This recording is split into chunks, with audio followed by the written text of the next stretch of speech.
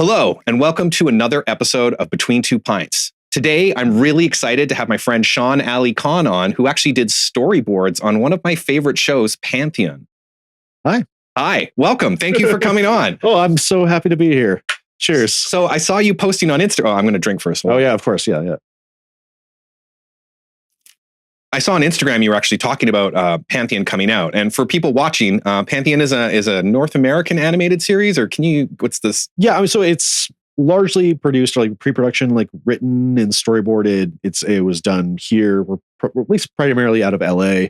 It was produced during the pandemic, so they were more open to international people working on it. I was watching the credits, and there's like a lot. It looks like a ton of studios worked on it. But a lot of the animation, the actual animation work is done in Korea. I believe our series director went over to Korea to like help do like keyframing and steps and stuff like that. And I'm not going to get too deep into the overall function of animation just right now. But yeah, I know that Pantheon was a special show. It was a really, really special one. So yeah, it is a special show. I really like a lot of cerebral science fiction, like heavy stuff, and like Neuromancer, things like that, and or Snow Crash. And I really felt like this show. I mean, I don't want to ruin it for anybody watching. I think the only thing I can safely say is there's because you find this out in the first episode is it's a lot about uploaded consciousness. Yeah. And there's a lot of really interesting parallels, especially in our world today with like AI and where we're going. Well, like I got hired onto the show or like mid 2020, and it was so funny because it was literally a random Twitter post from one of the episode directors that was just saying, hey, if you're into science fiction and like, you know, really like mature adult storytelling, just send your portfolio my way. We might need some storyboard artists. And I wasn't working at the time, sent something, didn't think anything of it. And then within the next week or whatever, I'm getting a phone call in like the lobby of my apartment building. And they're describing the show to me. They're like, hey, yeah, the show we're doing is like, it's very much like, it's about the philosophy, about the ethics of, you know, our relationship to technology. Like, what does it mean to be human and all these things? And look, in Vancouver, we get a lot of service work that is like, you know, a lot of like, you know, like stuff for like young kids and whatever. And like that, it's totally fine. But this was a dream project that like, I never thought I would get to work on something like this, but I also yearned for it. And so they're on the phone describing, like pitching the show to me. And you're like already sold. I'm trying to do my best to sound professional and be like, oh yeah, that's absolutely fantastic. And they're describing, you know, the source material of it. Meanwhile, my wife is sitting in like the lobby chair waiting for me to like finish the phone call. And she's seeing me like jumping up and down like That's awesome. It was a special moment because, especially right then, it was a like I was at a low point creatively and professionally, and like it was the rejuvenation I needed. That hey, this industry can do cool things. We can do cool things here. Like I feel like, you know, like a lot of people like gravitate to anime, like, you know, like, and especially like a lot of like Japanese animation because there's more of a willingness to engage in like the broader spectrum of ideas there. More adult concepts. Yeah. Yeah. And like a lot of adult stuff here is either like hyper violent action stuff, which, hey, I love, but you know, I want us to have variety, or it's like, you know, adult comedies, you know, usually cheaply produced adult comedies. And again, like that stuff is fine, but like, I want us to have, you know, the breadth of, you know, creative output. And Pantheon was a moment for me where I was like, wait, are we at the point where this is actually this kind of stuff is going to start happening? And it was a double whammy of that, and almost immediately followed up with getting to work on Scavengers Reign, which was also another show that was deeply beloved. And that's actually, so my friend I showed her Pantheon, and she was immediately like, you need to see Scavengers Reign. I haven't seen it yet. Can you, without like spoiling it, can you give me like a log line or the teaser? So Scavengers Reign is a very like cerebral in a different way. It's very abstract. It's people who have survived a crash landing on an alien planet. They're all separated.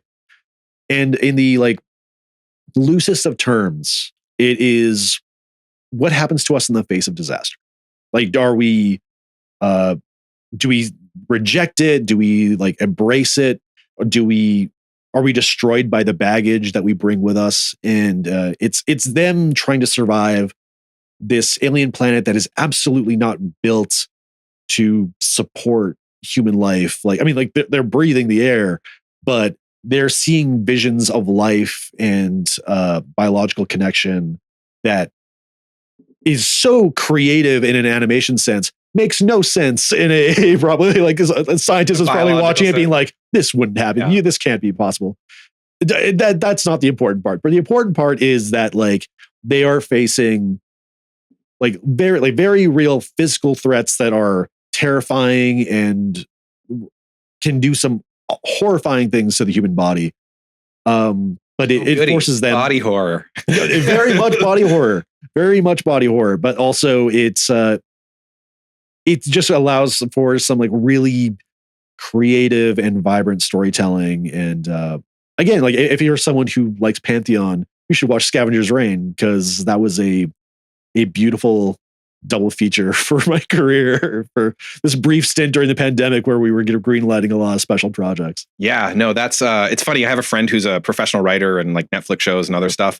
And I mean, we were drinking buddies. We go way back, but I told him about Pantheon and he's like, oh, I don't know, man, this is a cartoon. And I'm like, just trust me. And like 3 days later, he messaged me. He's like, dude, anything you recommend, I'm going to watch from now on. Cause it was like, yeah. No, I'm so glad like reading the reception to it. Like I had never really like read reviews of the things I'd worked on before, because like, you know, like, okay, like the audience is like, you know, small kids or something like that, or we're doing a thing that's like, we're doing like a Marvel show that's kind of designed to sort of like keep Thor in the public consciousness until his next movie comes out or whatever. And like, you know who the audience is for, but this was the first one where I'm reading critics' reactions on people whose like work I really respect and whose opinion I really respect. And they're like glowing recommendations of the show. And I'm like, oh, we did do something cool. Like, you know, you're doing something cool when you're making it and you're hoping for the best. But when you know that like it has landed in such a positive way, like I'm so grateful that like the people who watched it or were able to watch it before, like, you know, appreciated it the way they have. And so now that it's like coming to Netflix, you know, like in the US and Canada, like I'm like, finally my family can watch the thing I made. It's painful though, because like I think I don't even know how I found out about it, and it's just like frustrating because it's like one of those like, man, that needs like, I don't know, a word of mouth thing to, or like just because it's like, you know, it's like a lot of people dismiss things because of cartoons, and I've watched a lot of anime in my life, so I'm really open to like stuff that's animated being very intellectually challenging. Yeah. And yeah, and I guess actually you mentioned there's source material for Pantheon. It's based on the short stories of, I'm afraid I completely forgot the writer's name, but it is very directly based on some of the work that he had done, down to like, you know, character names and storylines and where things go. Like, you know, there's changes along the way to adapt to like a, you know, 20 some episode series across 2 seasons, but they were, it really just like hit in a lot of really smart ways, and a lot of ways that like were creatively fulfilling. And that's one of the benefits of like when you do spread something out across like a 20 something episode show, is you get to like really like explore moments and expand moments. I so badly in my career wanted to be able to tell those kind of stories that are like, hey, 2 people breaking up in a coffee shop, and like it not just being a big loud thing or like an action thing or whatever. It is just 2 people realizing they might not be working anymore. You know, those kind of quiet moments, or people just sitting on a porch, like talking about like trying to figure things out together, like as people. And you don't get those moments so often in like in animation, at least here, like, you know, when you get something across, you know, your desk like that. Yeah, actually, I think what was the episode I watched last night where it was like, it was only episode like 3 or 4, but it was like the weirdest breakup ever, and they're breaking up and a dragon flies by in the background. yeah, like that's on an episode I worked on, but like or maybe it was an episode I worked on. I didn't work on that scene specifically, but yeah, like I remember like sitting with my wife, and we were watching that, and like it's jokey enough that it knows the absurdity of it, but it doesn't like take away from the humanity of it. Like, you know, that's the fear with like writing sometimes. I feel like, especially now with certain people's like sensitivity to a certain kind of jokiness or a certain kind of glib writing, that like that stuff is going to get away. It's like, no, like Pantheon was like really, it found the right balance of when things get like really serious and dark, but also knowing that like some of this stuff is nuts. Like the characters were well aware that this was. Oh yeah. And it gets nuts. Yeah, it gets nuts. And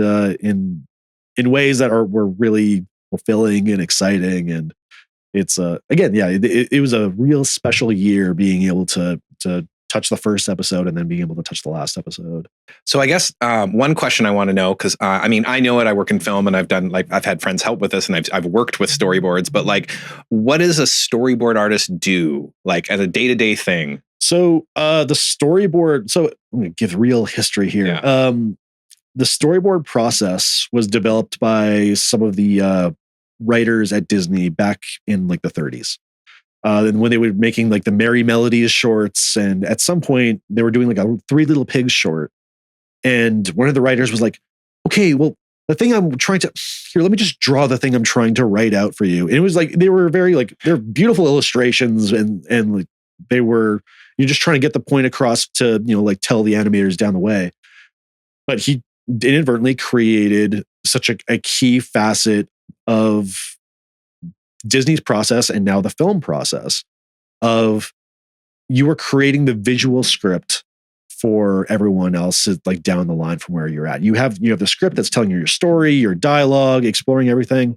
Yeah, actually, I've worked. I worked on a feature I was DOP on last year, and the storyboards were stick people. But at least, like, it's like, when you're setting up the shot, it's like, and so wait, does that mean that animation invented something that film uses? Yeah, and when you see like someone like Steven Spielberg, who loves animation, who deeply respects animation, he specifically plans out, like, you look at Jurassic Park and you see that there's storyboards for Jurassic Park that are so down to the key details that like, hey, he adopted all this stuff because he knew, like, if you plan this out ahead of time, you're going to save yourself so much effort and so much time, and like, you're not going to be like wasting so much time, like, filming angles that you're never going to use in the edit or whatever.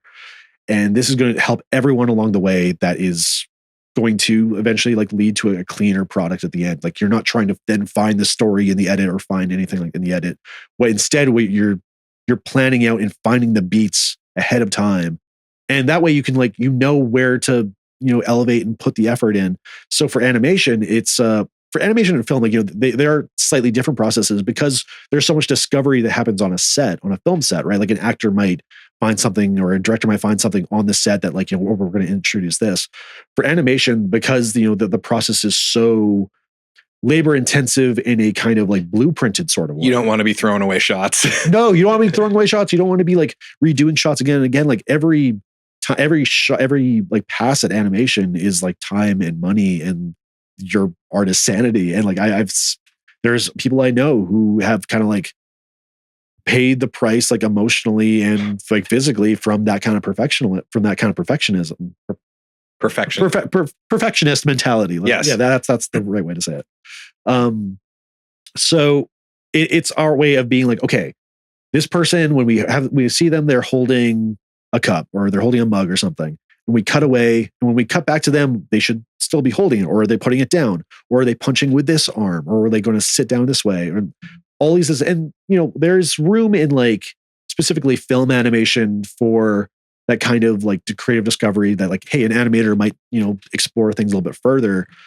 But this way we can solve problems ahead of time, so that along the creative process, along the animation production pipeline, you're just clearing the path so that everyone can do their job more efficiently. And that when the audience watches this something, they're not like getting lost, so they're not getting lost. They're like, wait, this person was standing over here, but now they're standing over here. Like, in ways that they may not be entirely conscious of. But when you see something that's messy and like doesn't quite make sense, it bothers you. And even if someone who's not entirely like film literate is going to know when something just feels weird, even if they can't explain why. Well, it's like that thing where like all of us are so trained and stuff that you like, the 180-degree rule where the cameras all have to be on, like, if we're talking like this, all the cameras. But if you want to show something weird, I was watching like a thing on Tarantino where like they cut to a guy prepping the gun under the table, and it's deliberately the wrong setup. And that's because like things are about to go messed up. And And like, so like the 180 rule, like if for anyone in your audience like doesn't know what that means, it means that when you're seeing us, like I'm looking this way, Rob is looking this way. Yeah, I've actually set these interview cameras up in that one. Yeah, and they like two people sitting at a table look like sitting at a dining room or like a diner. A diner breaking up. A diner breaking up, exactly. It's not working out, Shaan. I'm sorry. That is like one of the easiest ways to set up a shot and explain those kind of rules is like, if you were to have a camera on the other side of here to film me but you had the camera filming you on this side, it might look weird or it might, every time it would cut between us, we would be matching and wouldn't quite work. Like the audience's brain would be, unless you're like suddenly hinting that like somebody's watching us from the corner. And then that's the thing is they start wondering why the angle is wrong, even though they don't necessarily know it's wrong. Yeah. So the 180 degree rule is like, there's a line that the camera isn't going to cross, and it can get real close. It can get real behind my shoulder and be like looking at you almost dead on or something like that. But the idea is that you are not going to go out of your way to really cross it. But with a rule like that, like, and is that like, that's a rule that when it's there and you can work around it, you also then understand where to break it with intention. Yeah. And like, we're talking about Spielberg and we're talking about Jurassic Park, like a showcase that I did for some students to explain to them that rule was the T-Rex paddock scene, because the 180 degree, like the line kind of gets pushed around slowly as the scene goes along. Like as like the T-Rex moves around, are we inside the car and the T-Rex is out here? Then the camera slowly, like the perspective starts shifting around until it sort of lines up with the T-Rex. And then, the attack happens, and then it shifts again to, where, Alan Grant is watching the horror of these kids being attacked. And like, that ended up being like a really great showcase to explain to some students, like, hey, this is what can happen when you understand the rule and how to push it and bend it. And yeah, so like that's one of those things that like, when you start to understand that kind of film literacy, like, really good storyboard artists are going to understand that need for that kind of clarity and where they can break it with intention. Yeah, I got nothing to add to that. That was a perfect explanation. There you go. And Storyboard 101. Here we go. So like, for storyboarding, I mean, what does a typical day look like to you? Like, I mean, how many images do you make? Cause like, I can't draw at all. Oh, it's so funny. Cause like, if you look at some live action storyboards, it can be like the absolute most like 5-year-old did this thing. That's like, look, everyone just like, look at this. Like, look, this person's going to be sitting here. This person's going to be sitting here. We as long as we get that, that's fine. But with, animation storyboarding, we want our characters to be like on model, which means like, the character looks like the character. Like, even if it's kind of rougher, but like, you should be able to like easily identify that that's him or her or like whoever it is. But, sometimes it means like cutting away details. It means your shorthand is like, super good. So like, okay, I'm drawing this character with like limited details or whatever, or like, maybe just like a little hair flicks or something to know, so that when you see it, who it is. And that's the thing that storyboard artist really has to do to like, like work on their efficiency. But like, we're also then like having to make sure we're putting in the intricacy of a lot of the animation, the posing, and like, every little detail that like, we want, if we have to send this overseas or have to send this to an animator, that our intention is clear.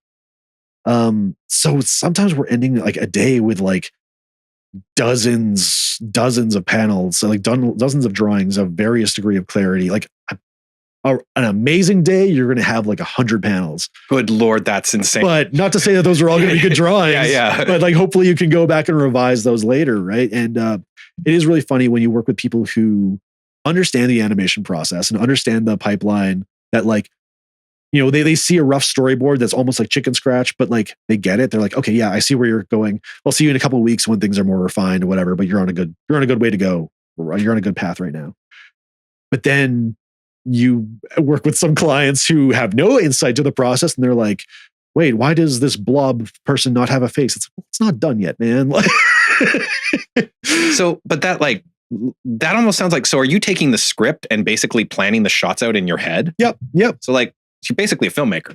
You are for this time, for not like, every single thing. Like, obviously you're getting feedback from your directors. Yeah. And, sometimes they're getting feedback from the clients or something. And, but I really love I really cherish the experience of like getting a script and saying, hey, okay, these like 5 or 8 pages or whatever are going to be yours. It's like, okay, this 5 to 8 minutes of this show, they're mine. I can make them the best I want them to be.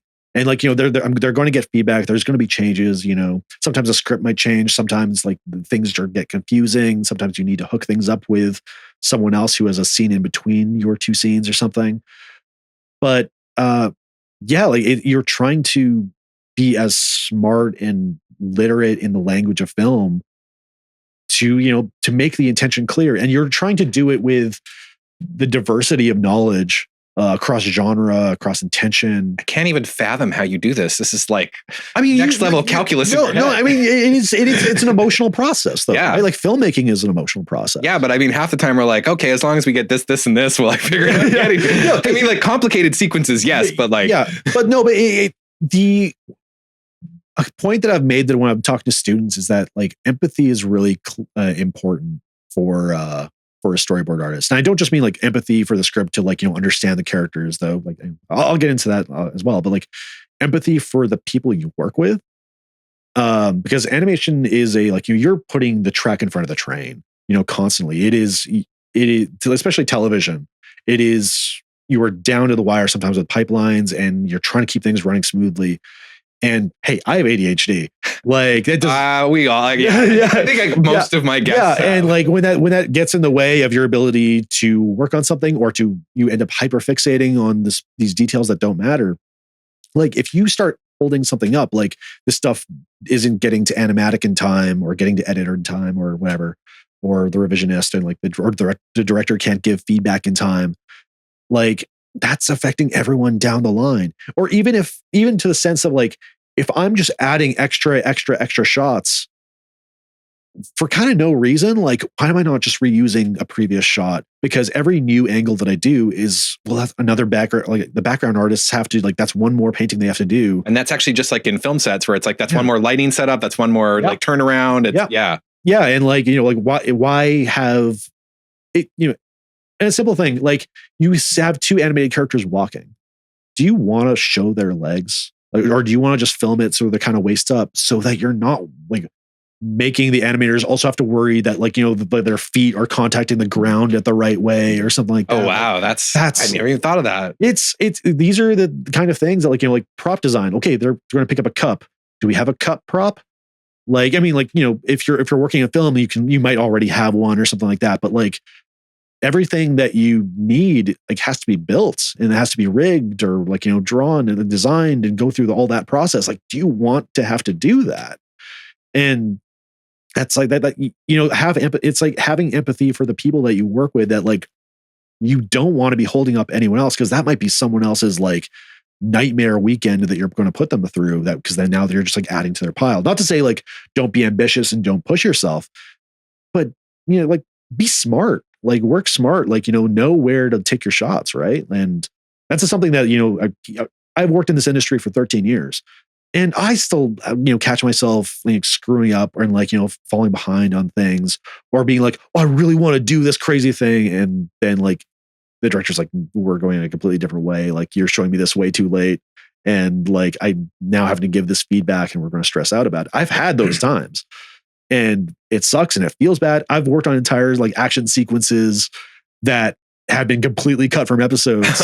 And oh my God, action sequences are tough as hell. And so like, I mean, sometimes it's the right call and you have to accept it and you have to move on because otherwise you go insane. But well, I know I was lucky enough to be day calling as a camera assistant on The Flash, the CW show. Right. Yeah. And like, man, we're out there in the rain at night. It's a boss battle, end of season. Yep. And they've got all these giant boards of storyboards up that look like comics. Like they're beautifully illustrated. God, yeah. But it's like, holy crap. Like, cause it's like, there's all these shots and the VFX people are going to need it. And they got some guy with a thing above his head because the monster's giant. And but it's also like, man, you're really grateful for the storyboards and watching the director check on it. Cause it's like, that's our roadmap to not being here till 7 a.m. I mean, before the cameras were rolling, we were talking about Fury Road. Yes, actually, let's reboot.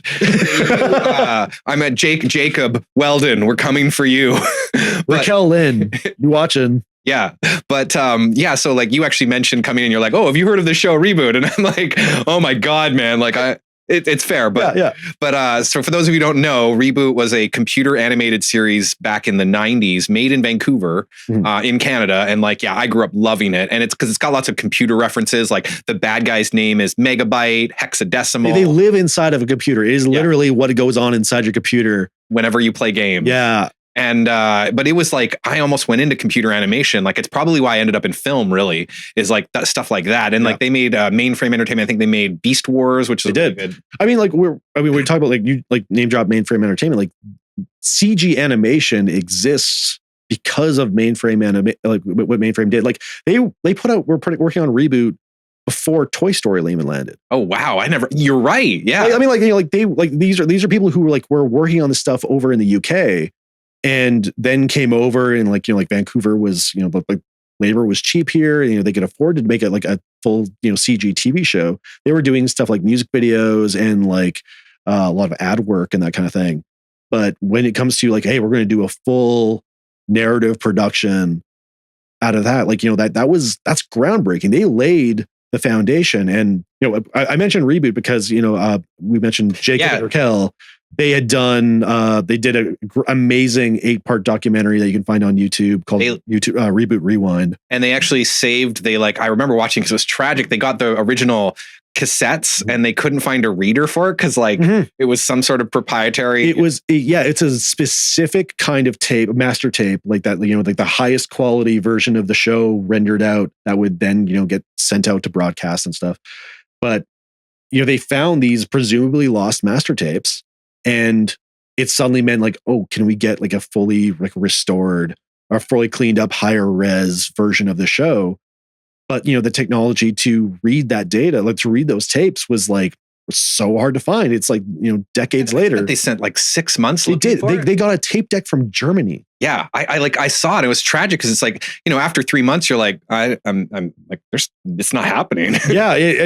They did it. Like those two did an amazing job, and they did have help, but like, like Reboot is a fascinating story, and like the history of Vancouver animation, and like I was very lucky that Raquel reached out and kind of said, "Hey, do you just kind of want to come on and just do some testimonials as a fan?" I'm like, "Yeah, I would love to talk about Reboot. This sounds great." And now you brought up in the story, one of the conceits is that cubes come in with games where they have to fight against the user. And if the user wins, the people in it get like deleted sort of. Yeah. But like the funny thing is that Reboot was like had a lot of mature references in it.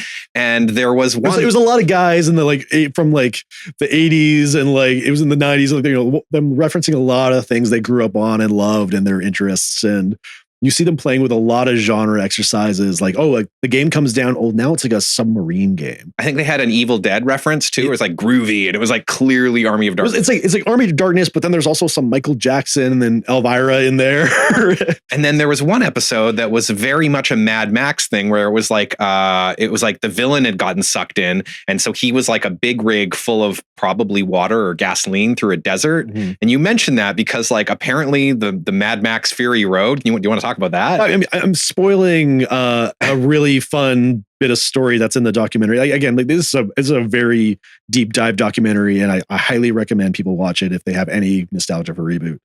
But one of the stories is that that Mad Max inspired episode, which the reason why it happened at all is fascinating on its own. And it was like the old original Mad Max that inspired that episode. Yeah, it was this is the 90s, but one of the people that worked on that episode sent a tape to George Miller, the director of Mad Max and the creator of Mad Max.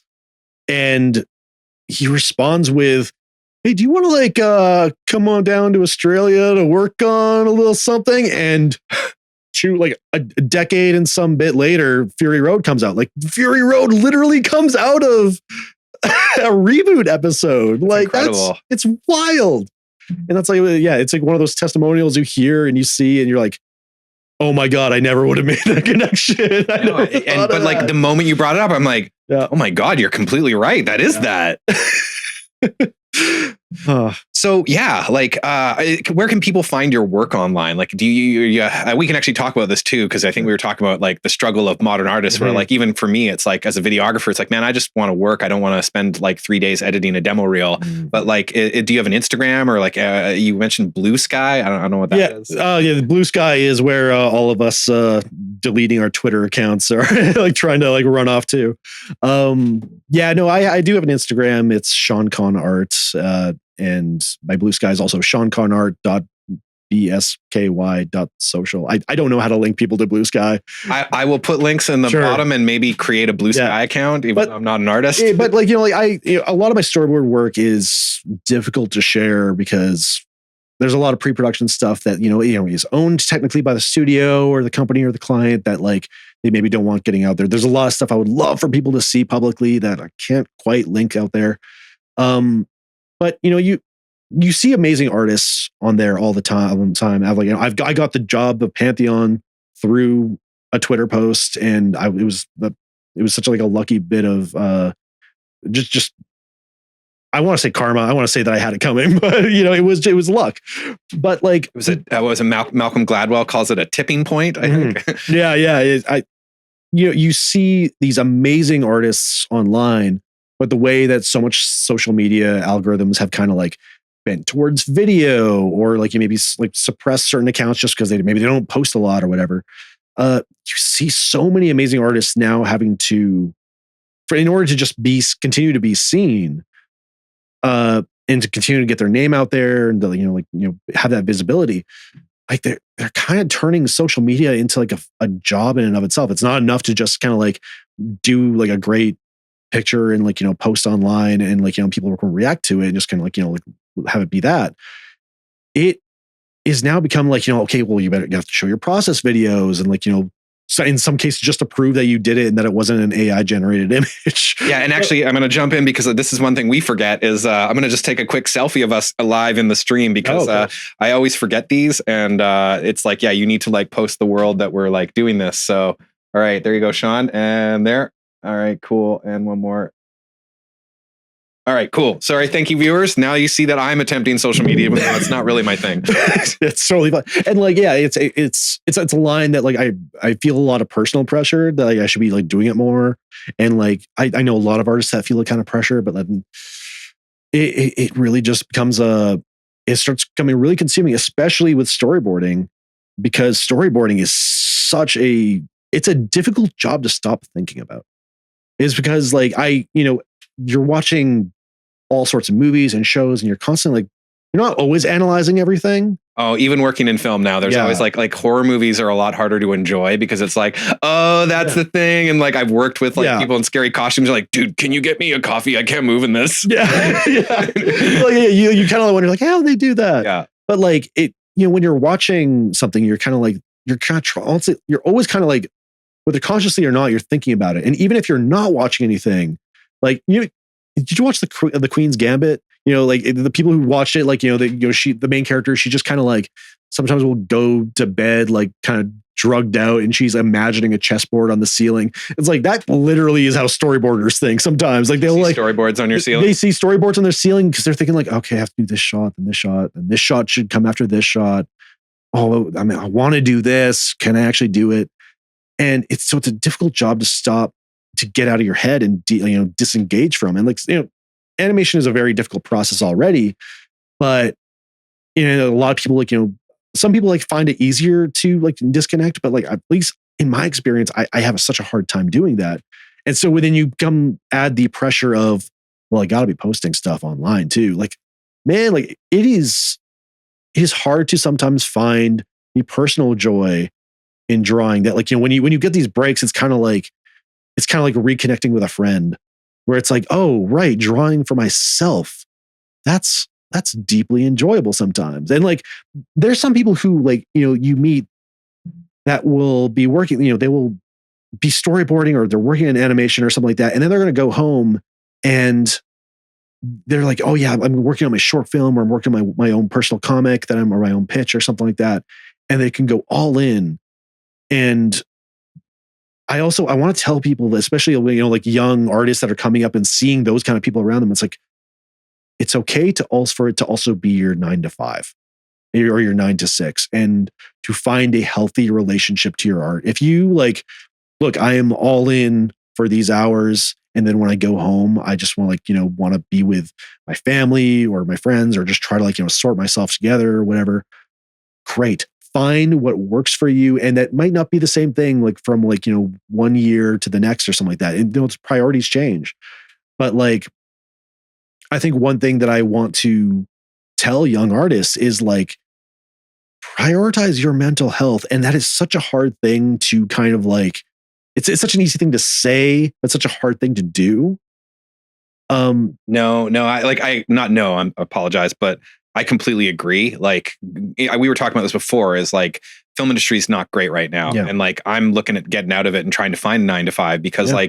it's really easy to not develop hobbies or lose your hobbies and lose the things you love when you're working 70 hours a week. You got your film family, so those are your friends. Yep. But then the industry falls apart. And even one of my friends, I've been dealing with this for the last 8 months, but she's dealing with this for the last month and a half. And she's rough because she doesn't have any coping skills. She stopped doing her hobbies, and it's I was talking to her on the phone, and I thought she was doing a lot better, but she called me the other night late at night, and she's just whoa. I was I've had to check up on her a few times in the last few days, just because it's wow, you're doing a lot worse than I and it's even all this thing with this new hustle culture we have, where I don't, when I was working in film and loving it, it was great, but I lost contact with a lot of my friends. And those are I remember when I was in the infantry reserve and we worked for this warrant officer, and he would be your job's good, but it's not going to be there for you when you're sick at home or when you're retired. And you got to remember those things. And yeah, man, work is great. And when you're passionate about it, it's even better. But friends and family are way more important. I mean, the epidemic of men in their 20s and 30s and stuff like that kind of don't know how to foster and maintain friendships anymore, right? The loneliness epidemic. Yeah, the loneliness epidemic. I'm very fortunate. I have an amazing wife that works in the same industry I do. That she understands what I kind of need when I'm hitting my heart, hitting those really rough patches, and I can do the same for her. But I think we've worked from home for so many years now, that going back into a studio, it's talking to people during the day, those social skills that you kind of take for granted, and those relationships you take for granted. Those are skills and muscles that you they'll atrophy. Yeah, absolutely. And sometimes you kind of go back into a social setting and be oh crap, I don't know.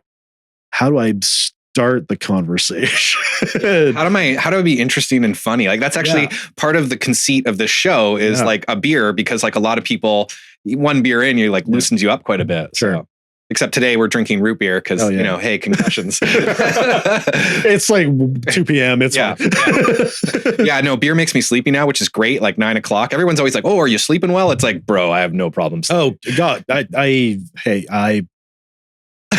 so I don't drink that much. Yeah. I went to a doctor, and a new doctor that was just kind of asking, he's just trying to get to know me and get to know my habits and whatever. He's do you drink? I'm I'll maybe have a couple cocktails a month or something like that. And he looks at me, he's that doesn't count. But it is kind of funny how especially in animation, there's a lot of introverted people. And I'm maybe kind of hard to loosen up, but when I get talking, I'm happy to keep talking. But you already have a bunch of introverted people, and then you have them work remotely for so long that when some of them start coming back into the studio together, they're oh, how does this dynamic work? Because also it's a weird industry that you might only have a job for a few months at a time until you're trying to find the next thing. If a studio doesn't have another thing lined up, well, it's well, I'm back out there. And ideally, in an ideal world, you'll have that regular rotation of relationships that you're going to move around, and that some people just do that. Some people can stick around one place for a long time, but others are they're moving around a bit, and they'll very much film too. Yeah, and they'll find their way back, and you'll see people that you haven't seen in years. Exactly. But as a result, you kind of lose people, right? And it's a really difficult place to pull yourself back from when you kind of realize that, like, wait, this is a problem and how it affects my ability to socialize and connect with people. I'm really grateful actually during the pandemic that like we had two other couple friends of ours that like every week we were just basically, we were already like, keeping in like regular contact, but like basically during the pandemic we're setting up movie dates of just like opening up a Discord call, like loading up like a show of like a Marvel show or a movie or something like that, and be like, all right, everyone press play now. Then like, I'm so grateful to have had that. I was in a similar boat. We actually had, I think I even had a better time. Yeah. This room, like my old roommates and I, we all played D&D together, but a bunch of them moved away to Squamish, which isn't far, but that facilitated us. And this was before the pandemic. This facilitated us learning how to play D&D online. We had like Discord as for voice chat. And then we have like a shared virtual tabletop.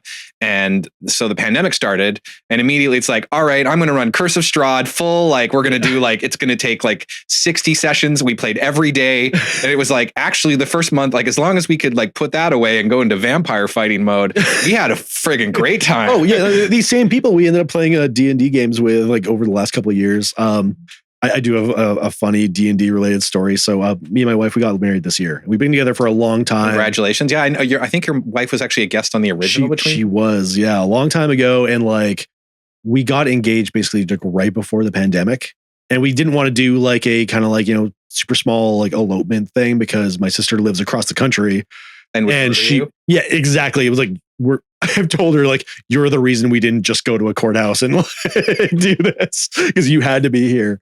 But when we were doing our vows, we decided to like roll a D20. We're like, oh, that'll be a fun little thing. And like, I didn't roll a 1. Hey, guess what we rolled? We rolled a 1.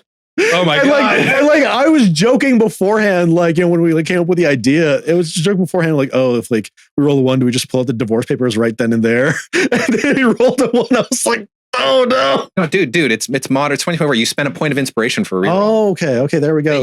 What you actually do is then you say, okay, and then you give a passionate speech about how much you love your partner, and then you get your reroll. Yeah, there we go. There you go. So rules. We also had because we couldn't bring our cats or whatever, but we had my wife's sisters, like she had them as a bridesmaids, and so when the officiant was like telling our story and like they mentioned like, oh yeah, and then they got these cats, Artemis and Logan, and we had to like cut out standees that my wife had made.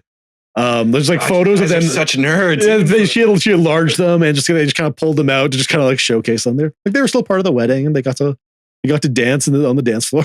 As someone who has a massive collection of D&D books in a D&D room, you were such a nerd. Oh my God.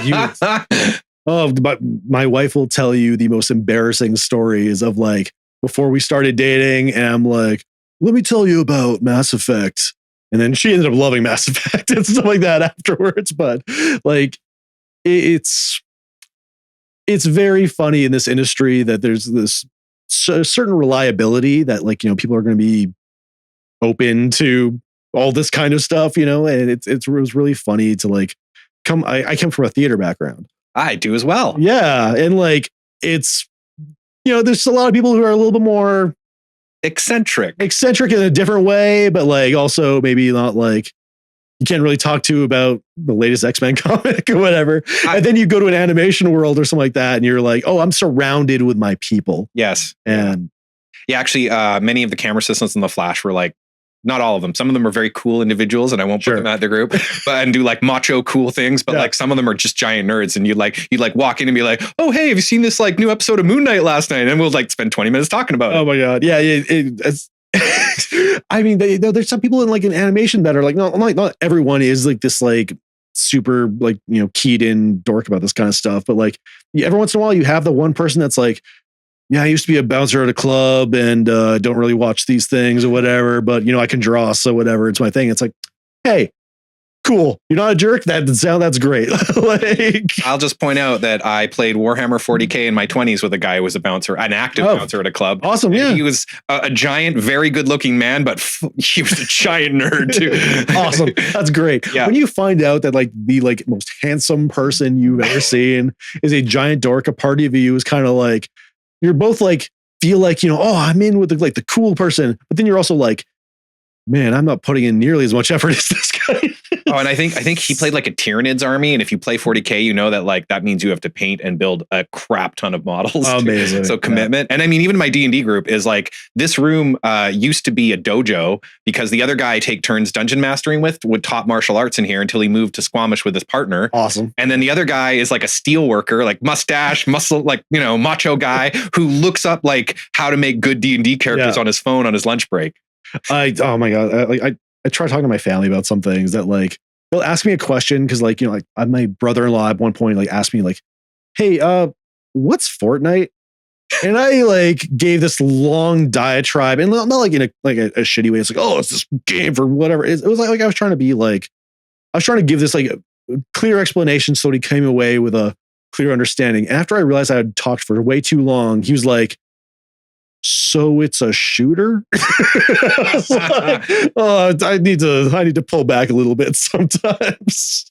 Yeah, no, it's like a battle royale that works on every platform, including a phone. Let me explain microtransactions to you. And he's like, he doesn't know what that means. No. Like, why am I wasting his time? Cool. So yeah, I mean, storyboarding, I think we've covered a lot of ground here. I have no idea what time it is, but is there anything else like future projects? I mean, we just talked about how like maybe everyone doesn't need side projects, but I'm probably going to be editing my 20-minute short film after you leave. So. I'm unemployed right now. My side projects right now are trying to get another job and also working my way through a bunch of video games I have neglected for some time. What are you playing right now? Dragon Age. The new one? Inquisition, the one from a decade ago. I've been meaning to play that as well. Yeah, no, I had that one incomplete on my PlayStation for quite a few years. So tried jumping back into it, and I was like, oh, wait, now I've crossed the threshold where it starts to get really cool. I really should have played this a decade ago while everyone else is having a cool time with the new one. And it's stupid because like Dragon Age Inquisition is a game that comes right before The Witcher 3, and kind of like Witcher 3 kind of laying a lot of like, not necessarily laying groundwork, but really kind of providing like a real excellent example of like that kind of open world RPG, like that kind of dense storytelling. So it comes out from before that, but then I'm going that to then playing the new Dragon Age, which is coming out in a post Baldur's Gate 3 world. And I have barely even touched Baldur's Gate 3. So I'm kind of like skipping this like massive gap of RPGs that I should be playing. But yeah, I unfortunately decided to take a break from single player video games just to be more productive in life, which sucks because that's one of my coping mechanisms. Yeah. But, and it's been hard, but I'm allowing myself to play multiplayer games. Oh yeah. What kind of? Well, I got Baldur's Gate. Unfortunately, I was playing with my ex-partner, and now it just makes me really sad. Oh no! Yeah. Oh no! Oh yeah. But eventually, I'm going to start because like you can play that multiplayer like a D&D party. Yeah. So I'm hoping that like maybe in 4 or 5 months, I get some friends together and we'll have like an online D&D style thing. Yeah. But I've been playing Space Marine 2. Oh, and it's I mean, it's just a shooter, and it's very macho, and like it's a grim dark, but it's really good. When it hits, when it hits, it hits. Well, and there's this great story online where the company apparently Henry Cavill plays it, but he doesn't play with a mic on. And so the video game company, in like a brilliant move, because there's always toxicity online, is like, hey, if someone joins your party and they're not speaking, you better be nice to them. It might be Henry Cavill. Well, I think it's when people started realizing that like Steven Spielberg plays Call of Duty. Like, man, Steven Spielberg might have killed you in Call of Duty. You never know, or something. An honor. But like, yeah, no, I mean, again, like we're talking about pandemic.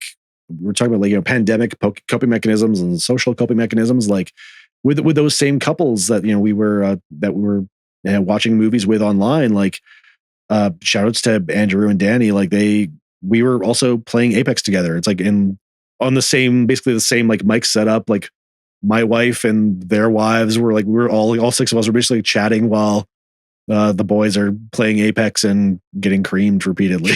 So yeah, it's I mean, even now in like Vancouver, because everything's so expensive, like I couldn't give up playing multiplayer games because like it's one of the most affordable things to do on like a Friday, Saturday. And like what's going to happen? So this is a bigger conversation, but what is like younger kids' relationship to new games coming out. Because like, what is the point for them to like go like spend a bunch of money on like a new game when they could just continue playing Fortnite or Minecraft or Roblox or whatever with their friends? Or like this huge list of games that were made where like the cutting edge graphics don't matter. Yeah. Like I mean, right now, some of the people I play D&D were playing something called Core Keeper, and it's really just an excuse to sit on Discord and talk because it's like Super Nintendo graphics. Yeah.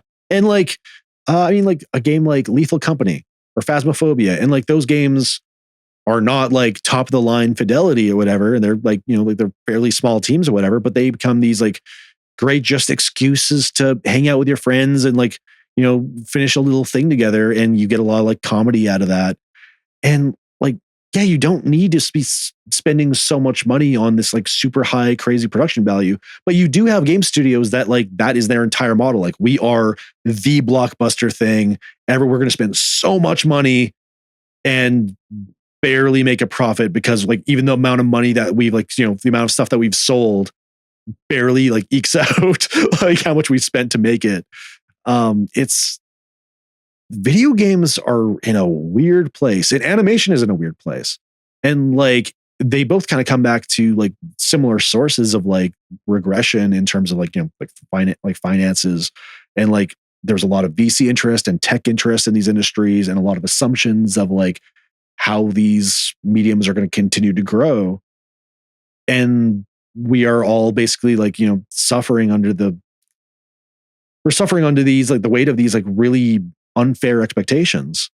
And like, you know, like the studio, like there was that major Sony studio closure this year, the studio that made Concord, where they spent years making a multiplayer shooter in like, you know, an environment that is already dominated where people have like kind of locked into the game that they're already playing anyway.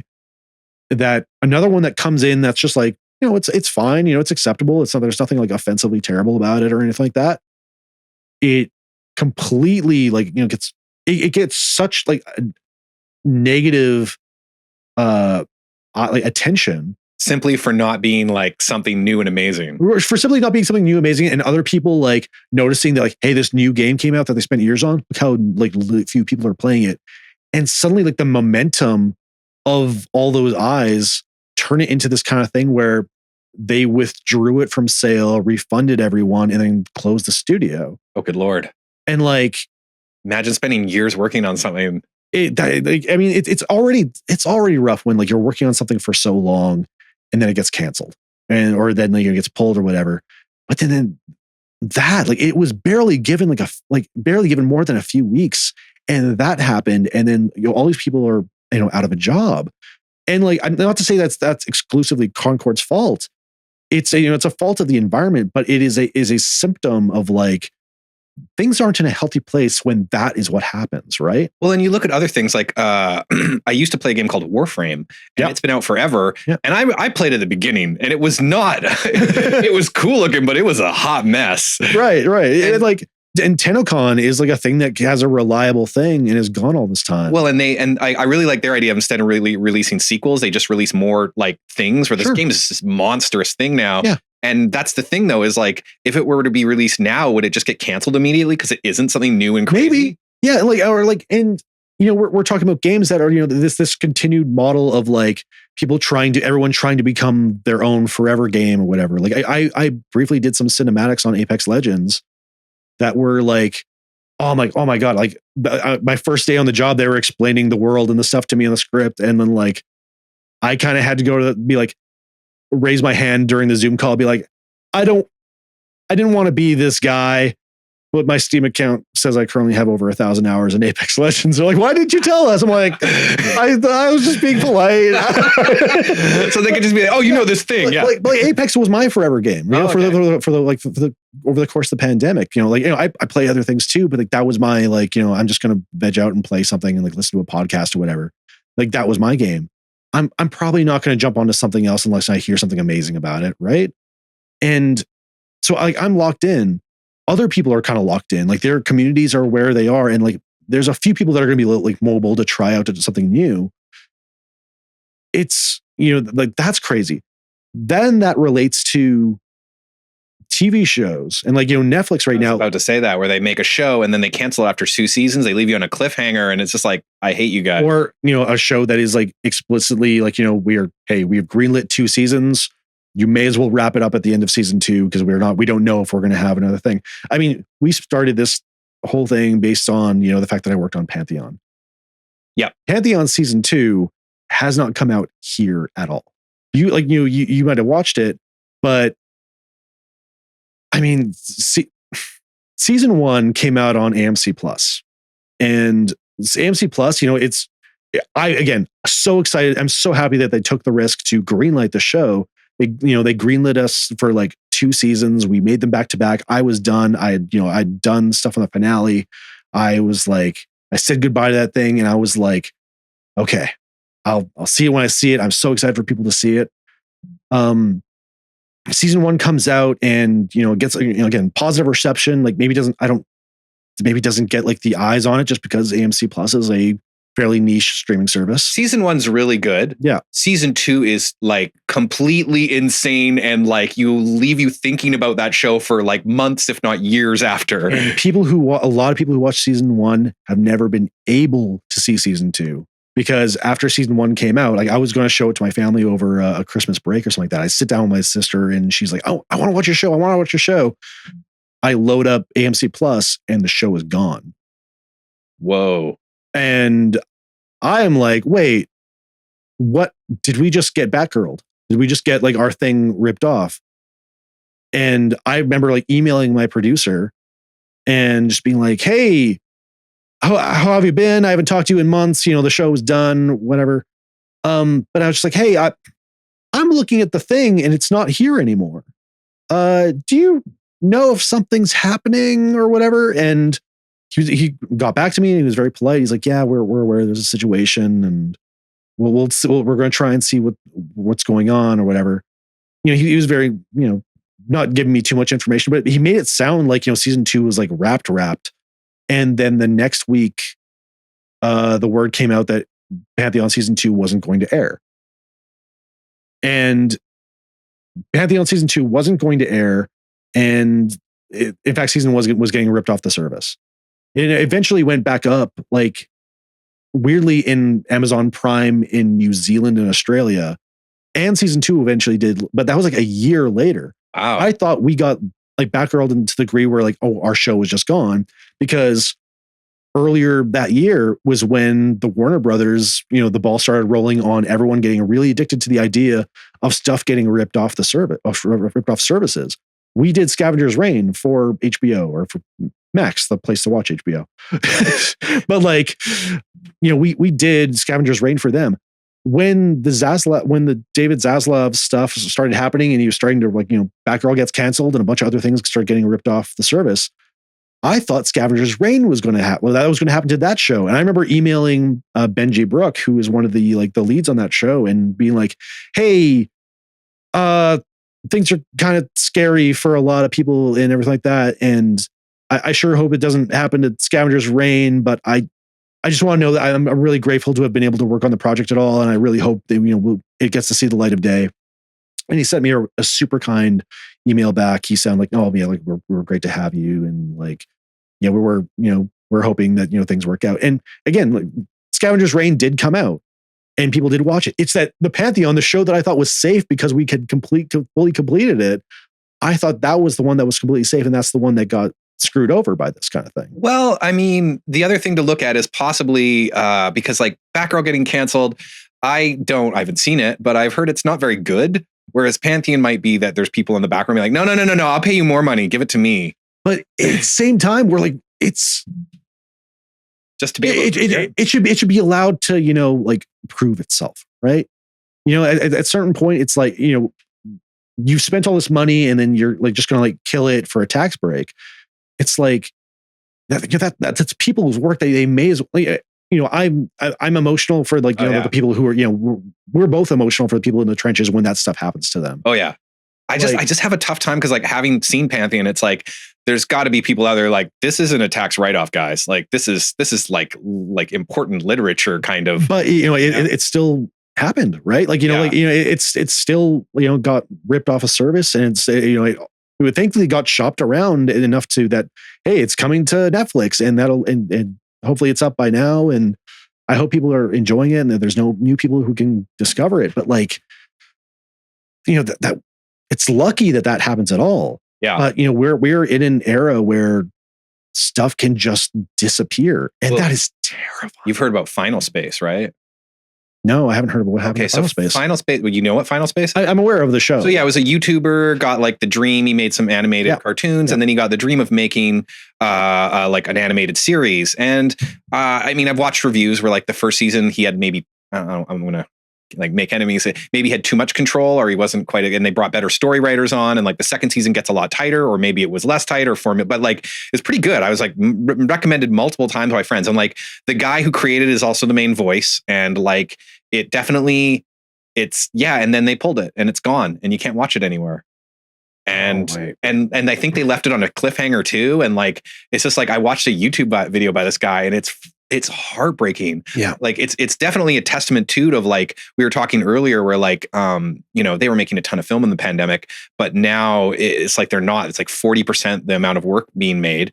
But like I have film gear, I write and produce my own stuff, but I finally started to find maybe a producer who's willing to back me to make a project. Mm-hmm. And that's the thing is like, I'm lucky because film, it's possible for people to make stuff. Like we're, if we can get 50 grand, we can probably make 6 20-minute episodes of a very specific comedy genre, Garth Marenghi's Dark Place style, where it's like, easy to do, low budget. But like animation, I was lucky enough on a 48-hour film festival to work with Mega Steakman. Kyle, you're coming on.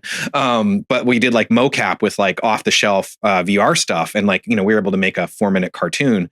But like even that, the amount of work, like I'd rather just make live film. Like animation stuff is so hard and so time consuming. Right. But like at least making our own stuff, like, I mean, I would be super upset if I worked on Batgirl for like, I don't know, a year, and it's like your film family and you want to go see the movie and then it's like not even released. Imagine you were someone who creates, you create your own animated show and like, you like, I don't mean just like, like solo, but I mean like, you got it greenlit, you got like maybe a couple seasons or whatever. You got family with it, like a team. And then a major studio decides they're just going to rip it off a service, and you don't even have a DVD of it. And that's actually funny. I launched an episode yesterday with my friend Nathaniel Fast. He does a YouTube channel called the Canadian Expressionist, and he did a really good video on physical media. Yeah. And it's interesting because for me, I was like, oh, physical media. I love directors' commentaries and they don't make them anymore. Yeah. And I hate that. Like I made my original fantasy series, me and some friends made this standard action series, which I would basically have Lord of the Rings and all the commentaries running, or Stargate and the commentaries running. And it's like, you can't do that anymore. And it's always weird because like Netflix could totally just make it another audio. They could, yeah. But like like he goes on like stuff like this where stuff just vanishes, or they change edits and like stuff is like, now there's this weird like, oh, well, it's offensive now and we should change it or take it out. And it's like, well, some of that is like also so we learn that people have evolved and to be able to like see where we were at. Yeah. And like to avoid those certain mistakes, it's one of those things where like, do we like the Warner Brothers approach to like, older cartoons, stuff like that, where they kind of put their splash screen and was like, hey, like, look, this was made in the 40s. Like, this is your racist Uncle like Joe. Nobody has to go to bat for it. Yeah. But like go in with the context, knowing what it is, or like, like listen to like some like old like metal lyrics or whatever of beloved bands and being like, wait, yeah. But like it's funny because we're talking about like the versions of things changing. Like, I mean, what happens when you watch, like, play a video game and you can't like, the game gets an update now. And I'm talking about like, as if this is like a new thing. It's like, no, we're like 15 years late on this, but like a game gets an update and then suddenly it's, maybe tweaked in the same way. Well, where's the preservation of that original version of that game anymore? Well, there's like a whole industry of vanilla WoW, or World of Warcraft, where they've patched it and changed it so many times that they released a separate whole server system that you have to pay separately for. That's just the old rules, like slightly cleaned up, but not like the slower leveling time. Yeah, and that like there's a whole subculture of people who are like very much focused on preservation of gaming, especially like when it comes to stuff that is very malleable and changing. I talked about Concord earlier. Those discs are useless now. Like Yeah, because the server the stuff. servers are gone now. Like that game should still be playable in a way, right? Like at least on PC, where like, you know, people have more of the ability to like, you know, work, do that kind of server work, or like have like dedicated, or like, you know, use like peer-to-peer servers or something like that. Well, they actually saw that earlier this year. City of Heroes was finally given permission, the fans, to run a City of Heroes server, because they haven't been running it forever. And like, it's like I logged in and it's super bumping. Like there's people everywhere. There's people like who were like that is where they live, and that game has been going for like what, almost 20 years. Yeah, now? And like, now it's like officially free, and like it's like I've played MMOs that are kind of dying, and they're like, you're in the capital city and there's like nobody around, but you log into this game that's like 20 years old, and it's not even a proper legal, like it's legal, but it's not the studio running it, and it's just like there's like 100 people running around. But like now it's become like, you know, like how useful is the disc anymore in gaming at all anymore? It's like, you know, a game is going to install your hard drive, or it's going to be an incomplete thing that needs to like requires an update. And so now like you're not running the game off the disc anymore. It's basically just like a glorified license that you have. And if that server goes down, you're never be able to play that again. And I'm talking about this like this is like the pressing new issues, but it's like these are things that we are seeing the ramifications of more and more now, like as like certain games go down and like stuff isn't made publicly available, or shows get taken away and there isn't even a Blu-ray or something like that for the people who worked on it, or for the people who really, really care. And that's scary, man. Like, well, and that's like, I mean, growing up with video games and having always that server patching, I was a little more okay with that, or used to that. Like that, I kind of get, you got to run a server that costs money, but like, shows just vanishing off like streaming services. And like, you know, like or like, it's just like, you even get used to like, oh, they release the series, they get a great cliffhanger, and then they don't like do another season because their formula says it won't be profitable, even though everybody loved it. And it's like that stuff gets scary. And now that stuff's starting to vanish as tax breaks, like, and there's even, I've seen the argument, and I'm sure people will say I'm stupid for saying this, but like, if you're getting tax breaks and stuff to make stuff, and then you can wipe that out as a tax write-off, like maybe the city or like the people that gave you all those tax breaks should get that. Like give them the money back. No, you can use this as a tax write-off. Now the city of Vancouver owns this show that got like Final Space, and like we're going to put it on our show. I mean, that is actually there's a precedent for that. If you are familiar with, God, he was a former baseball player that like really wanted to get into video games. This was again like over a decade ago. But he wanted to create a new MMO because he like loved World of Warcraft and stuff like that. And he wanted to make his own fantasy MMO. It was going to be Amalur. But like, you know, they're like, well, we're asking people to come into a thing that they don't have a previous relationship with. And so he started a new studio, like I think it was like 38 studios or Big Huge Games or something. And they created a single player RPG called Kingdoms of Amalur Reckoning. And it was like it was an all right game. It had like some, like I remember that. Yeah. And like it was pretty cool. Like, you know, like maybe like it could have been cooler in a sequel, you know, but they had some ideas for what to do with it. Didn't they do like a re-reckoning or something? They did a re-release, but like, you know, he got a lot of tax breaks and stuff like that from the state of Rhode Island. And when Reckoning didn't quite do as well as they wanted, that Copernicus was the actual name of the MMO that they were going to make, that got shut down, and suddenly Rhode Island went after him in court to basically being like, you owe us a bunch of money. We like cleared a path for you to establish like a gaming hub in Rhode Island, and now we're just like left like we're out of money. No, left holding the bag. And like, so they went after him, and like I don't know if he went bankrupt or whatever, but he certainly sold off a whole bunch of stuff that to try and pay back some debts. I'm gonna have to watch YouTube videos on this after. Yeah, no, it was a fascinating story. But this was like 11 years ago or something like that. But as someone who at least kind of liked Reckoning and was hoping they would do another single player RPG, like I was never going to play the MMO, but like watching that from a distance, I was just like, oh my God, like what is like, and I guess I didn't realize how prescient that was, that like just things collapsing to that catastrophic degree.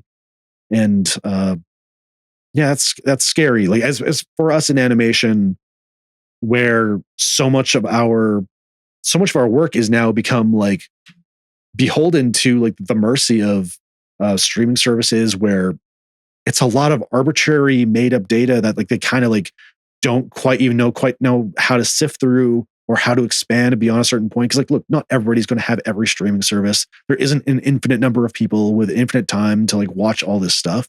Like, people are going to make their choices and then be fine with their one choice, and then like, you know, other stuff falls away.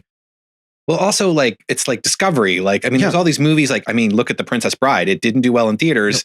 And like, I mean, in our world today, it probably wouldn't get made, but it's like one of the greatest movies ever. It has like one of the greatest sword fights ever.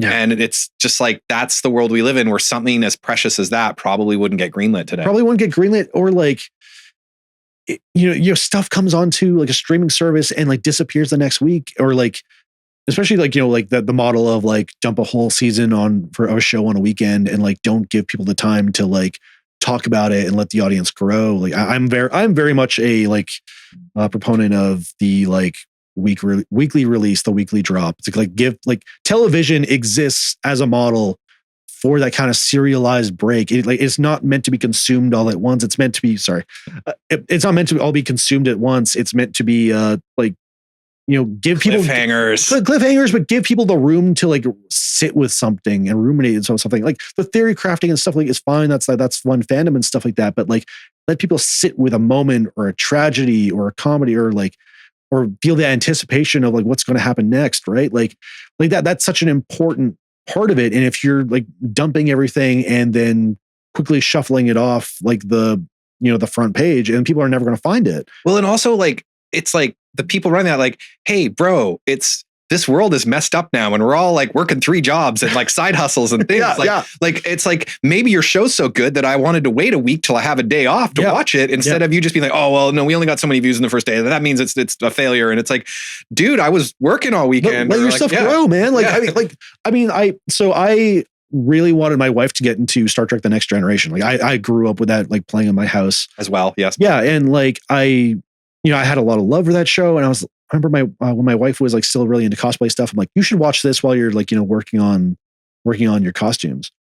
And like, just like, you know, she just wanted something to have on the background. She loves like Mass Effect and Star Wars. Like she loves that kind of like, you know, pulpy sci-fi. I'm like, this is up your alley. It was like a precursor to a lot of it. Yeah. And like, it's so funny because like, you know, the first season of the show, like, you know, if you know the history of the show, it's like, that was kind of, they were reusing a lot of leftover scripts and stuff like that from previous iterations. And it got its wind later. Yeah. On. Yeah. It's like, it gets good around season, like, you know, mid season 2, like season 1 is like, you should have like a list of which episodes to watch at all. Season 2, you can maybe get by with like a list of which episodes to skip. You know, it kind of like inverts on itself. Yeah. But like, you know, she didn't really make it into season 2. And like, this was years ago.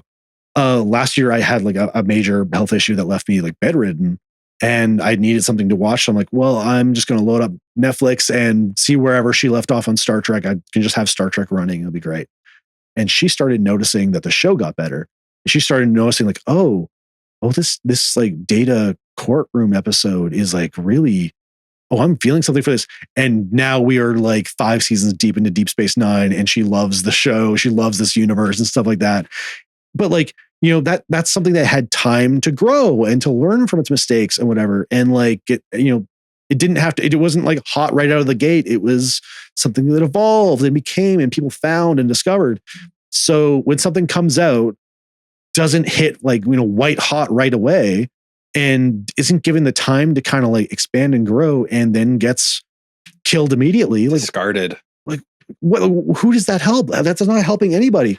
And it's so scary that like that's the kind of like, that's the relationship we have where like to media, to where like even like the financial success, where like nobody should have to care unless you're like, you have stock in these companies or something like that.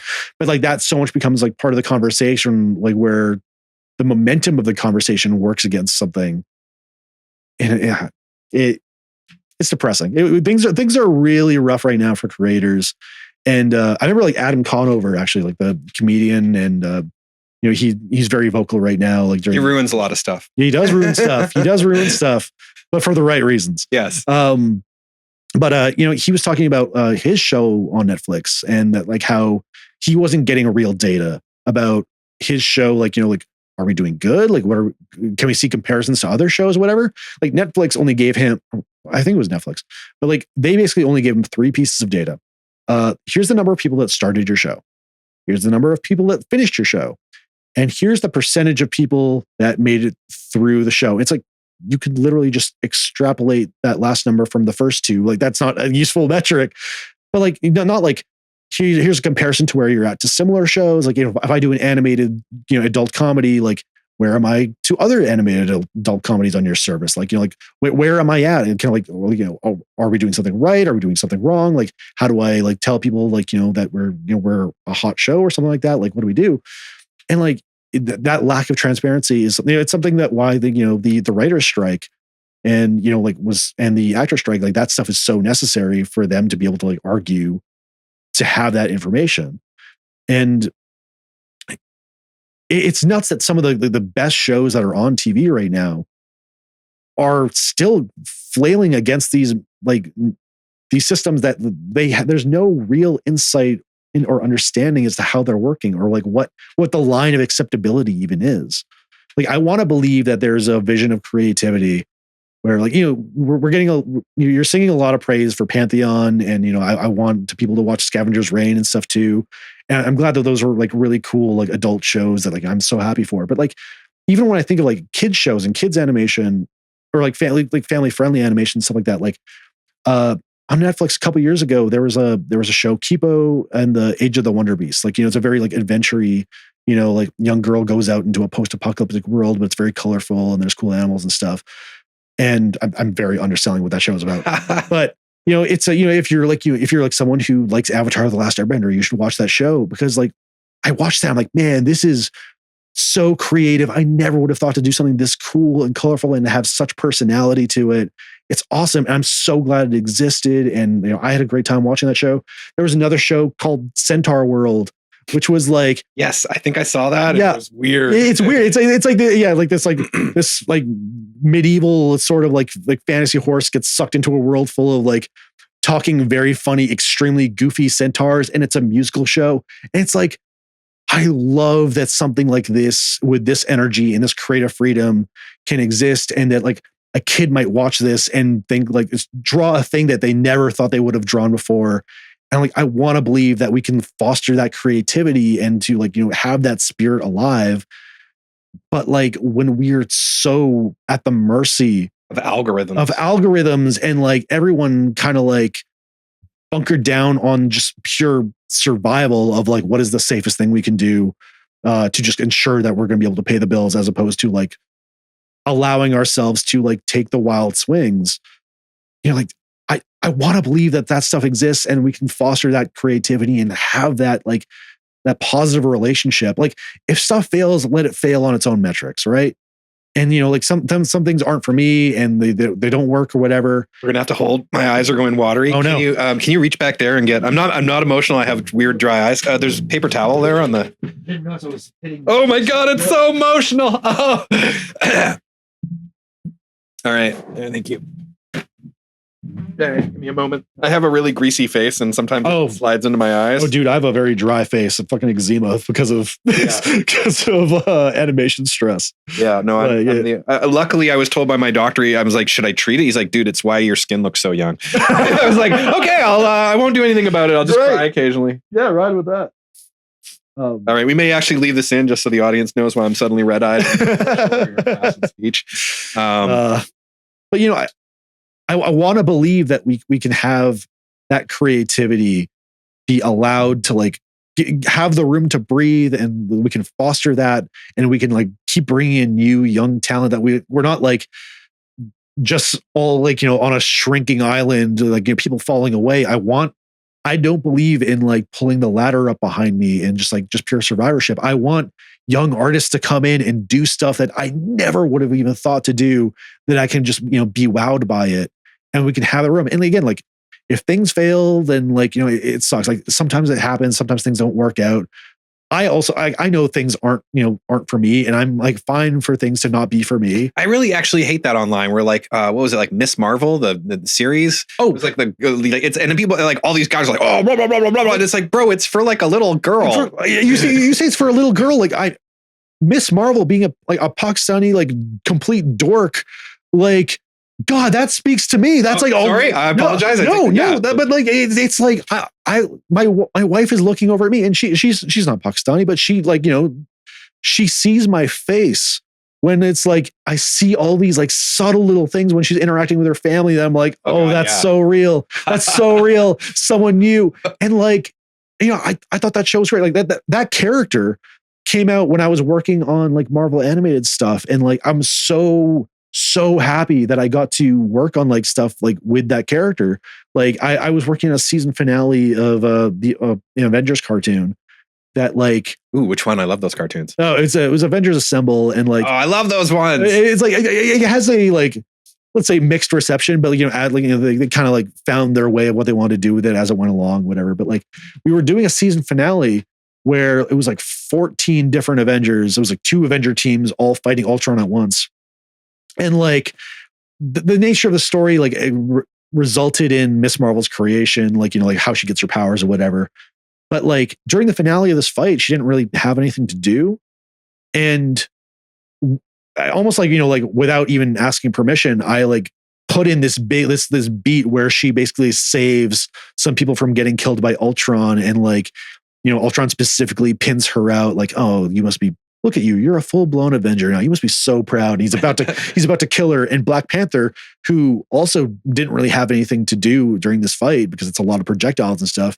I had him jump in behind and like save her. It's like the 2 of them or whatever. And it's like if I had Kamala Khan when I was a kid, oh my God, that meant something. That would mean so much. Like I loved superheroes and stuff growing up. It's why I loved working on the Marvel show for so many years.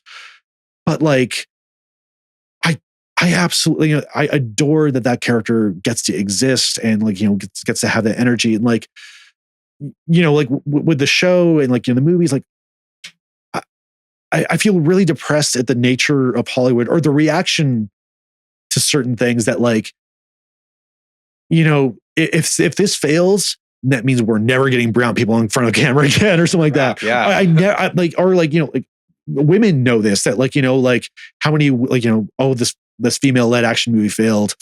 Well, no more female-led action movies for another 5 years or something like that. And like, it's a real risk if you have. It's not like Aliens proved it's like totally doable decades ago. it's like, look, if stuff doesn't work out, again, like, yeah, if stuff doesn't work out, it doesn't work out. Or like, as long as we're arguing in good faith, about like, the merit of something like that, like, we should be allowed to do that. But like, if it's not for you, it's not for you. Like I there's plenty of things, especially that like, as a storyboard artist that like, look, I'm not a reality TV person. I don't like go with God. I don't need it. Like it's fine. I watched my 2 seasons of Survivor and I'm great. Like I watched the very first season when I was at boot camp and I never want to watch it. But like, that was obviously like a massive wing of entertainment. But like, I should at least like understand it. I would tell a young artist to be like, hey, look, if you want to like go into storyboarding or understand film or anything like that, like, okay, what are the cliches of something like this? So that when you have to do a storyboard of something like that, where the joke is that it's a very reality TV show kind of thing, what the beats are to make it clear that the joke. Because if you're not committing to a joke, it's not a good joke. Mm-hmm. So like, understand like, okay, what's the style? What's the thing? Okay, like this show is like, maybe like targeting like young girls or whatever. It doesn't need my opinion on it. Who cares? But I should like at least like take a peek to kind of like understand like what's it doing for them, like who's it for, or whatever. And I'm talking for like my personal, professional, academic experiences, but like there's a lot of things that aren't for me and they don't need to be for me. And it's like, it's fine. I can move on. I am a male in my mid-30s. I have no shortage of things I can run to and like, bury myself in. And like, if you feel like you're running out, it's like, man, you're not looking hard enough because there's so much stuff out there. Well, and that's another big one too, is like, people like making art. If you're really trying to make art, that means that you will fail occasionally. Yeah. And I really hate that where they're like sometimes like I get it when they're like clearly pandering to people. Like I'm going to say I didn't love the 2016 Ghostbusters movie that was women because the black woman was still like the street smart one. And that was a little. She was also the best part of that movie. But that was the actress. Yeah. But like that to me is like, feels a little cheap and also disingenuous. But it's like, maybe they were trying something new and like, and when people try to make art, you can't just like hammer them when it fails. Cause it's like, bro, at least they're out there. Like you got people who like the only thing they do is make a YouTube channel where two dudes talk about stuff and all they do is bash stuff. And it's like, that's really easy to do. Or just turn it into like rage bait, right? Just like rage engagement. Rage engagement. That's a rage engagement. Yeah, there we go. There we go. Yeah. But like, like I'm not saying like, I want people to be allowed to be critical and analytical, but like, let's not be shitty to people for like getting out there. Yeah. Right. Like, okay, they made a thing that like maybe screws up a franchise or whatever, but like, dude, like we don't need to be precious about all this stuff. Like, there's so many like amazing things. It is impossible until we invent time travel to actually ruin someone's childhood. like from the people that say all these claims on the internet of like, this show ruined my child. It's like, well, no, because they didn't travel back in time and like beat you or kill your parents. Yeah. Like I'm like, trajectories of like major franchises that I'm like, oh man, this is kind of a bummer or whatever. But like, I am not running out of things to like watch or engage with or, like, or read or anything like that. Like I am so, I don't need all these things that I loved as in my childhood to like dominate my life. I love finding a thing that I never thought I would have loved. I love playing a game that like, man, okay, this is a game about deciphering languages that is like, it's Chants of Sonar. If you haven't played Chants of Sonar, you should play Chants of Sonar. But like, I love playing this, just hearing like a recommendation of a thing that I've never heard of before and finding out that it might be like one of my favorite things of the year. Well, there's like, I think it's like Dragon Circle or Dragon's Fire. And it's a game where you're an NPC in a like canceled game. Like running around and it's like, and it gets like some of the quality levels are just like lines and dots and some are like reasonable. And it's wild because like you're hearing voice emails and emails of the people who are like trying to cancel the game or working on the game. Yeah. It's like, I think I got it on sale for $4 and it was just like, this is like so fascinating for storytelling. Yeah. I think that we're at like 90 minutes, so we probably need to wrap it up though. My apologies, but Shaan, we'll get you back on because like we got a lot to talk about. Yeah. Next time, maybe I can drink beer too. So, whoa. Yeah. Okay. We're just step it up. And then it's going to get messy. So I get a little blue. Yeah. But Shaan, thank you so much for coming on today. It's been epic. This is probably the longest episode to date. That tends to happen when I get in a room. Actually, it was great, man. No, we covered all, but like, okay, we'll go like just bun back to like what we started with is like Pantheon. You did storyboards on it. That's super cool. You guys should check it out on Netflix. Make sure you like watch it all the way through because like the second season, dude, it's 100 times more wild than the first season. The first season is fantastic. I really hope the second season is what they also add on Netflix than I think just the first season. I hope they will eventually. I feel like it's like that's leaving money on the table. Yeah. And then also Survivor's Reign? Scavengers Reign. Scavengers Reign was so if you look up just Scavengers animated short on YouTube, it was a really abstract thing that these couple of really deeply creative people put up online. And it was a lot of like really bizarre biological interactions and people like using it to survive. And the fact that they got to make it into this very Mobius inspired, full animated show. It's a remarkable, bespoke piece of work. And I only got to touch like a small piece of it. I don't get to like claim credit to it, but I'm so happy that something like that gets to exist and people get to discover that. And I'm happy that I got to be part of it at all. And, like shout outs to anyone else who maybe worked on it, Yeah, podcast. Yeah, drink beer. Yeah. Well, it was really funny because like, we're in Vancouver, but, my directors on that project on Scavengers Reign, like I had a director in France and I had a director in Spain. It's like, I want to have a one-on-one call with them. I'll probably be calling them at 3 a.m. So I'm going to just rework my work schedule so I can line it up to talk to them. But like, animation got into a really exciting place, and I hope people take away. If people take away anything, it's like, take a risk on stuff that you don't even think you might like, but discover something that it might be your new favorite. And if nothing else, these are two recommendations that I have a lot of personal biases towards. I want people to see them. I want, but more than anything, I want people to know that this is what is possible through this medium. Oh yeah, I love it. I think that it's exciting, and I mean, even with the risks and things changing, I feel like we're all moving in the right direction. There may just be stumbles and step backs, but I mean, at the end of the day, people watching the heck out of things, and if they start putting ads back in streaming services, they'll be making the money. Maybe, hopefully. Yeah. But Shaan, thank you so much. Let's get out of here so we can finish our beer, root beer. Cheers.